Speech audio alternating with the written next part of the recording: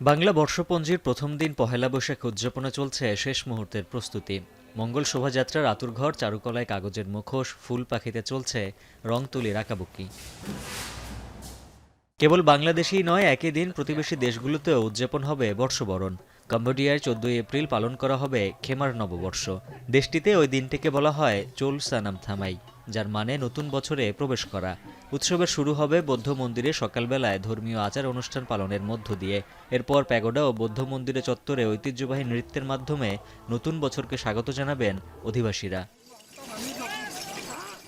নববর্ষে নতুন ধান ঘরে তোলার পাশাপাশি রীতি অনুযায়ী বর্ষবরণের আগেই দেশটিতে হয়ে গেল ঐতিহ্যবাহী গরু দৌড় প্রতিযোগিতা। রাজধানী নমপেন থেকে প্রায় 80 কিলোমিটার পশ্চিমে কাম্পং প্রদেশে চলে এই আয়োজন। পছন্দের পশুকে নিয়ে চলছে দৌড়ের লড়াই। ঐতিহ্যের এই উৎসব দেখতে আশেপাশের গ্রাম থেকেও জড়ো হন দর্শনার্থীরা। আয়োজক ও খামারিরা জানান, নিজেদের ঐতিহ্য পুনরুজ্জীবিত রাখতেই প্রতি বছরই চলে এমন আয়োজন।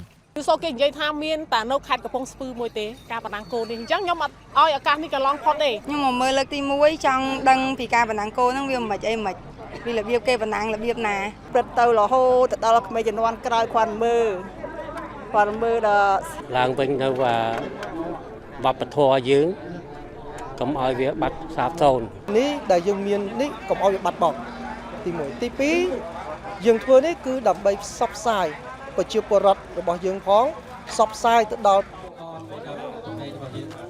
1 কিলোমিটারের ট্র্যাকে এবার অংশ নেন 75 জন প্রতিযোগী। জয়ী ব্যক্তিকে দেয়া হয় একটি গরুর গাড়ি, ট্রফি ও $298। উজ্জ্বল হাফিজ, এখন বিশ্ব।